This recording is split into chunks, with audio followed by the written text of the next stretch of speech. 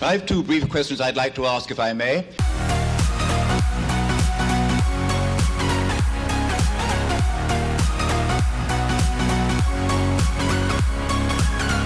Hi, welcome to Left Foot Media. My name is Brendan Malone and you're watching The Daily Question. Today's question of the day: is subverting expectations a good thing? Now, it'll be pretty obvious why I'm asking this question if you've been following the fallout from the release of the film The Last Jedi. One of the big major catch cries that you hear from the fanaticists, the fanatical apologists, the people who have this religious die-hard fundamentalist commitment to The Last Jedi and to defending The Last Jedi, is the claim that you didn't like it because your expectations were subverted. One of the things that I find interesting is about the whole religious devotion, or almost sort of quasi-religious devotion that the apologists of The Last Jedi often display, is that it seems to be underpinned by a bizarre idea that you could never make a bad Star Wars film, that it's impossible for someone to actually make bad Star Wars movies, and so therefore the people who are criticising this film, they just can't be right because I refuse to believe that you can make a bad Star Wars movie. This sort of touches on something I've touched on in a previous video about this question of who are the real fanboys. Because in the early stages, people like me who pointed out the flaws in the film were accused of being fanboys, and we were just upset and we didn't get what we wanted, and so like typical fanboys, we started to get outraged about what we saw in The Last Jedi. In actual fact, it's not the behaviour of a fanboy to be critical of your favourite franchise. Instead, the fanboys are the ones who are more likely to have this religious, like cult-like devotion to a franchise, and are more likely to believe that you can't make a bad Star Wars film. So therefore, there must be something wrong with you if you're claiming that this particular film is bad because this franchise is so awesome. That's what fanboys tend to think and act like.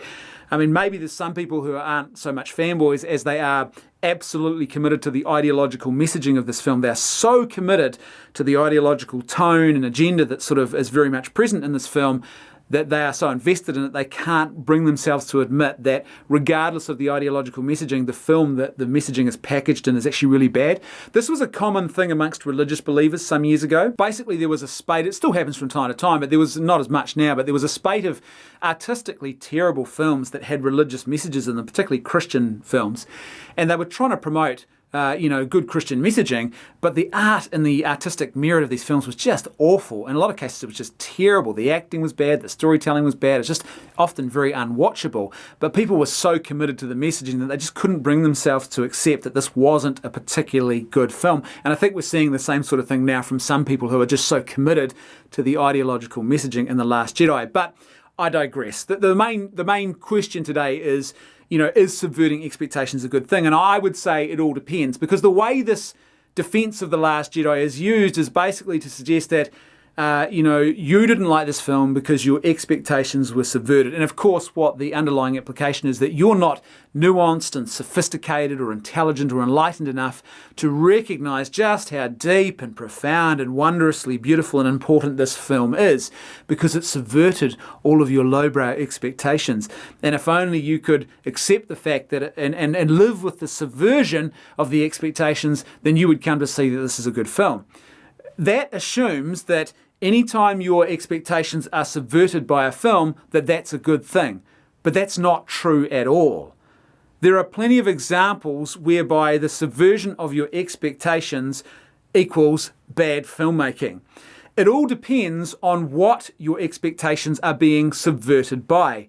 Is the actual film that is subverting your expectations a good, well-made film, or is it a bad, poorly made film? Because if it's a bad, poorly made film, and your expectations were that you were going to see a competent film, then the thing that has subverted your expectations is actually not good at all. If you had very low expectations for a film, and you go in to see the film, and it turns out that this is some amazing piece of cinema that you were just not expecting at all, that thing would be good. And the reason your expectations have been subverted is because you've experienced something that just completely blew your very low expectations right out of the water. That's not what happened, though, with The Last Jedi. People did not go into The Last Jedi with low expectations. They had possibly overly high expectations, in fact, but they went in with an expectation that at the very minimum they were going to see a competent and enjoyable, well-made Star Wars film. Those expectations were definitely subverted, and so people got upset by that fact.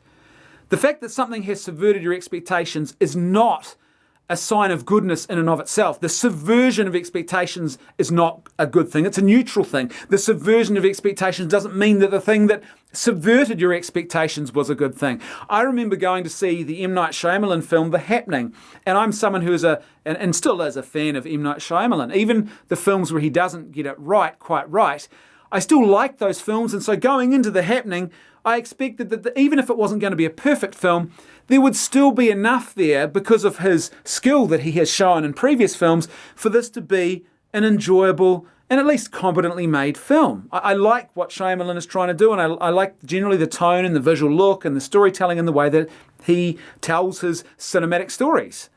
The Happening was a disaster. This is a film that well and truly subverted my expectations. This is a film where the two main characters, there's chemistry lacking between them that's supposed to be there to make the film work. They either were not chosen, like the correct people were not chosen for the roles that they have, or they were directed badly because the way they play and deliver lines is just awful in this film. The central premise of this film doesn't really make much sense when you stop and give it more than a few seconds thought. There's lots of things that are not good about this film, and not least of which is the final conclusion of this movie is just terrible. This is not a good film. And I'm someone who went into that film expecting even an average M. Night Shyamalan film, which would be, enjoyable and worth the price of admission. But what I got was my expectations completely subverted, and the subversion of my expectations was a really bad thing because what this film was awful. So subverting expectations is not a sign of enlightenment. It's not a sign that this is a great film destined for great heights and it's really profound and deep. Not in the slightest. It depends entirely on what people's expectations were and more importantly, exactly what it is that's subverting their expectations, right? You see, the idea that you have somehow encountered some great and wondrous piece of art just because you don't understand it, like you looked at it and you drew a blank and you went, what the heck was that? That's absolute nonsense. That's not what makes a film great or not. The fact that the audience walked out scratching their heads, failing to understand what they've just seen, or they walked out of it disappointed. Well, it's supposed to upset audiences. Great art is polarizing. You know what else is polarizing? Bad art is polarizing, because there are some people who want to play the art snob and they will insist to their dying breath that a cat paw dipped in paint wandering across a canvas is one of the greatest arts that you've ever seen before. It's just such a profound exploration of existence and personhood and meaning and a sense for artistic endeavour. No, it's just a cat who dipped their paw, or someone dipped their paw in paint and wandered across a canvas. While there are other people who look at it and go, this is awful, this is a mess, this is not art. And they would be right, I would argue, in that situation. But it's polarizing. That's what bad art does. The same is true of a film like this.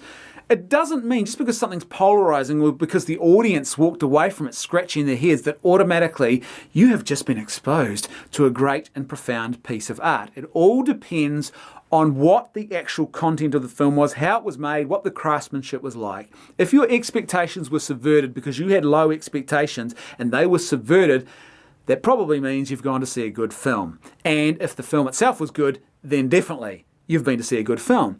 If your expectations were subverted because you went into a movie expecting to see a competently made, well-told story, and you came out the other side of that with your expectations subverted because the film didn't do that, it's not a good thing. That's not a good thing. The subversion of expectations is not good in and of itself. It's a neutral thing. It all depends on why and how they were subverted. As per usual, I'd love to hear your thoughts, so please let me know what you think in the comment section below. And if you like the content I'm creating and you'd like to see more of it, then please support me on PayPal or Patreon. There's a link for both in the video description below. That's right, I can hear my theme music too. I'll see you next week on The Daily Question.